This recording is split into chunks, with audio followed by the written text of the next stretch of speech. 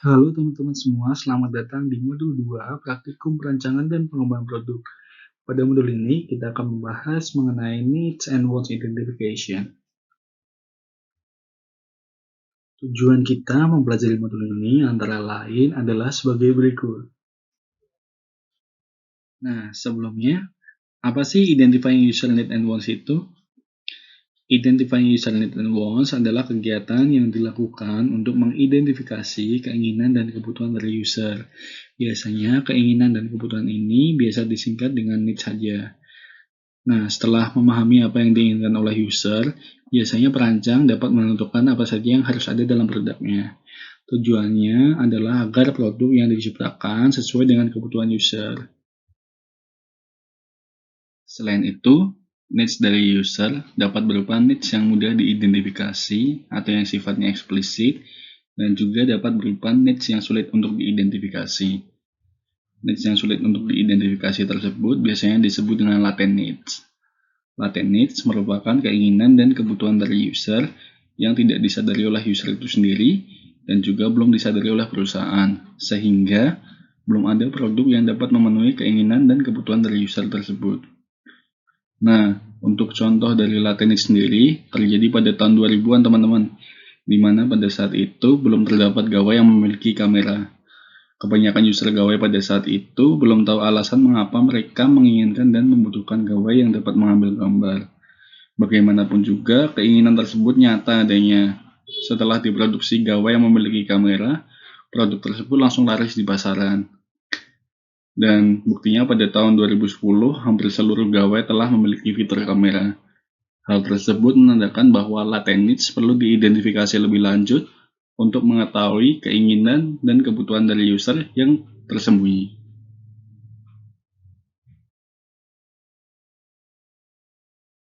Dalam mengidentifikasi user needs and wants, terdapat beberapa proses yang perlu kita lakukan. Antara lain, yang pertama adalah mengumpulkan data berupa voice of user.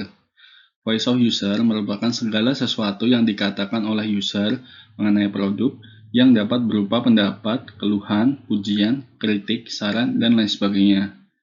Kemudian yang kedua, setelah kita mendapatkan voice of user, kemudian kita harus menginterpretasikan voice of user tersebut menjadi needs statement.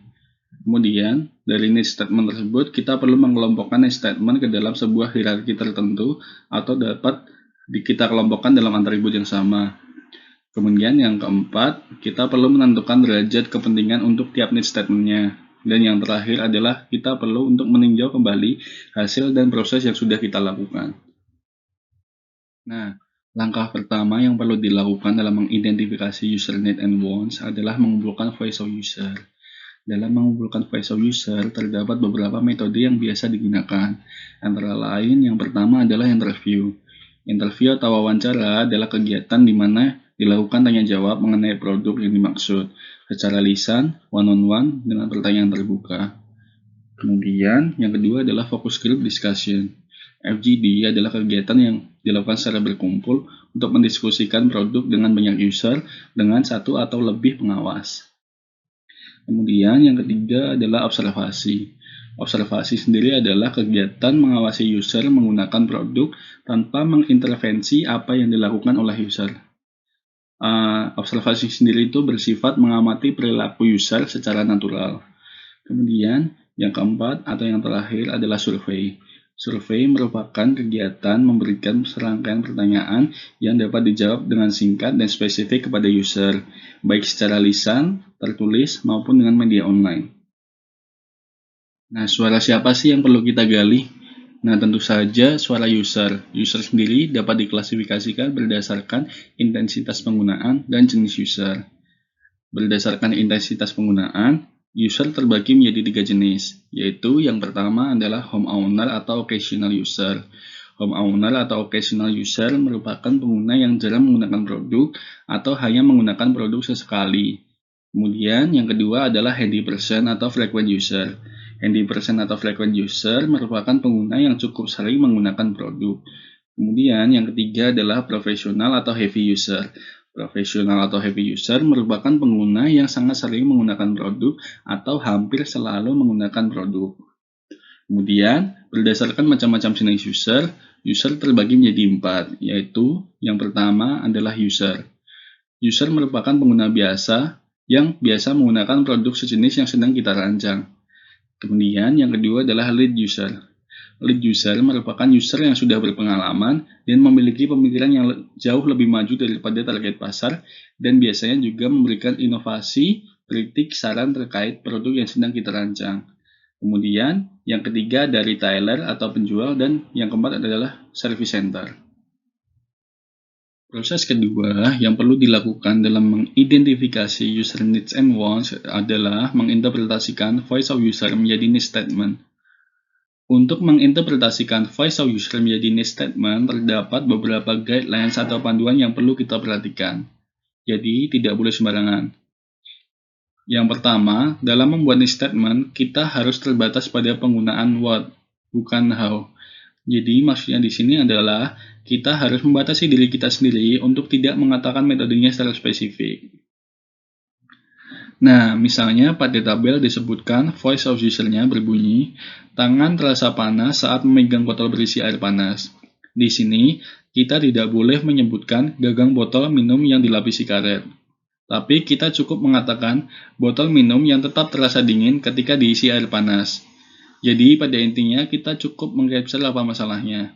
Kita tidak boleh membatasi diri kita sendiri dengan menyebutkan metodenya secara langsung. Pada kasus tersebut, apabila kita menyatakan gagang botol minum yang dilapisi karet, maka secara tidak langsung kita tidak dapat membuka kemungkinan lain selain melapisi botol dengan karet. Padahal terdapat metode lain untuk mengatasi masalah pada voice of user tersebut. Jadi pada intinya kita cukup mengcapture apa masalahnya, bukan metode penyelesaiannya. Kemudian yang kedua adalah as specific as voice of user. Jadi apabila voice of user-nya spesifik, maka kita juga perlu menyatakan statement-nya secara spesifik. Misal voice of user-nya adalah saya sering menjatuhkan tempat minum, maka kita tidak boleh menyatakan botol minum yang awet.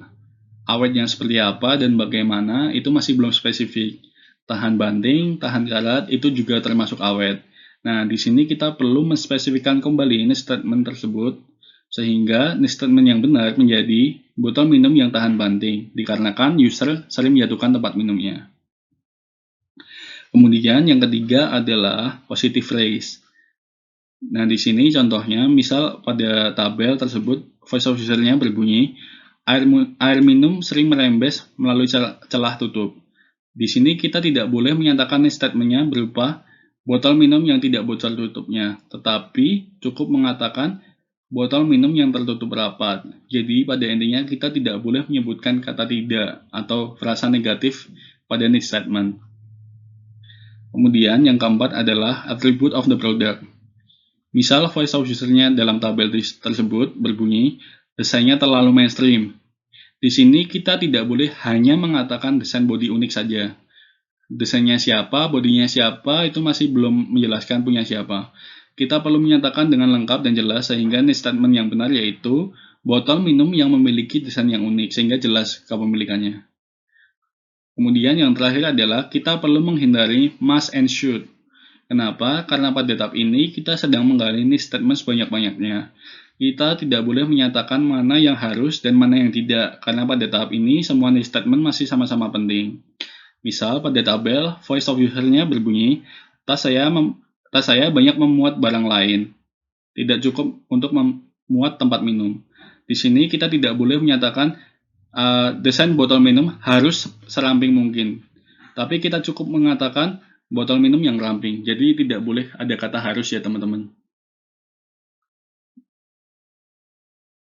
Proses ketiga yang perlu dilakukan dalam mengidentifikasi user need and wants adalah mengelompokkan need statement ke dalam sebuah hierarki tertentu atau dalam atribut yang sama. Sebelum masuk ke membuat survei, need statement harus terlebih dahulu kita kelompokkan berdasarkan atribut-atribut yang ada. Need statement yang berjumlah banyak atau lebih dari 50 perlu kita buatkan hierarki yang bersifat intuitif dan biasanya dilakukan dengan cara berdiskusi dengan tim. Need statement tersebut dikelompokkan ke dalam satu atribut yang sama. Nah, apa sih itu atribut? Atribut adalah suatu aspek dari produk yang ingin kita gali pendapatnya dari user. Fungsi dari atribut adalah untuk membedakan section yang ada di survei nanti. Jumlah atribut sebaiknya berjumlah 3-7 atribut. Nantinya, dalam kuesioner, masing-masing atribut ini harus terdiri dari minimal 3 item pernyataan agar mendapatkan suara yang memadai untuk membangun rancangan produk. Tabel pada slide menunjukkan penggunaan atribut dalam pengelompokan if statement yang ada. Jadi, masing-masing if statement dikelompokkan dalam satu atribut yang sama. Nah, setelah kita mengelompokkan if statement tersebut menjadi satu atribut, maka proses selanjutnya adalah menentukan derajat kepentingan dari masing-masing if statement. Untuk menentukan derajat kepentingan dari if statement, terdapat dua langkah yang dapat dilakukan oleh tim. Yang pertama adalah berdasarkan keputusan tim, dan yang kedua mencari data lebih lanjut dari user.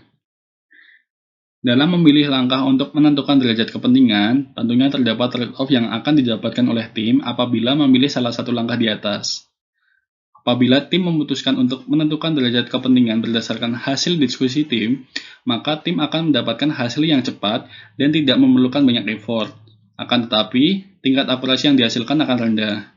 Sebaliknya, apabila tim memutuskan untuk mencari data lebih lanjut dari user, maka tim akan mendapatkan hasil yang lebih akurat, akan tetapi membutuhkan banyak effort dalam menentukan derajat kepentingannya. Apabila tim memutuskan untuk mencari data lebih lanjut dari user, maka tim dapat melakukan survei yang ditujukan kepada user. Survei dapat berupa penyebaran kuesioner tentang produk yang akan dirancang. Tim perlu memperhatikan panduan-panduan dalam membuat kuesioner yang baik. Berikut merupakan bagian-bagian kuesioner yang baik. Yang pertama adalah cover letter, yang terdiri dari judul, latar belakang dan tujuan, terima kasih atas ketersediaan, cara mengisi kuesioner, kerahasiaan, dan narah hubung atau kontak person. Kemudian yang kedua adalah identitas responden, dan yang terakhir adalah item pernyataan. Pada slide telah dilampirkan contoh kuesioner yang baik. Ada banyak cara untuk mengukur pendapat user, tapi pada praktikum ini yang dipelajari hanyalah membuat kuesioner dengan menggunakan Likert scale. Likert scale ini termasuk dalam non-comparative scale. Lebih spesifiknya, masuk ke dalam itemized scaling. Lebih lengkapnya bisa dibaca di buku Malhotra chapter 10. Likert scale adalah suatu metode yang digunakan untuk mengukur derajat persetujuan responden terhadap pernyataan yang ada. Kolom statement pada tabel tersebut nantinya akan disesuaikan dengan if statement yang telah dibuat sebelumnya, dengan menambah kata "saya membutuhkan" pada setiap if statement-nya. Contohnya, pada if statement yang pertama dapat ditulis "saya membutuhkan termostat yang anti terhadap debu dan kotoran", seperti itu. Kemudian, jumlah skala pada Likert scale akan mempengaruhi sensitivitas dari kemampuan kita melihat atau mendeteksi pendapat dari konsumen. Semakin banyak skalanya, maka makin sensitif. Jumlah skalanya sendiri disesuaikan dengan keperluan riset. Pada umumnya, skala yang digunakan berjumlah 5. Namun, pada praktikum kali ini, kita menggunakan skala genap, yaitu skala berjumlah 4, agar tidak ada opsi neither agree nor disagree. Jadi, mereka akan memilih agree atau disagree sehingga kita dapat melihat apakah mereka setuju atau tidak setuju dengan lebih jelas. Lalu, kita juga menekankan skala yang seimbang, di mana antara opsi agree dan disagree memiliki jumlah skala yang sama.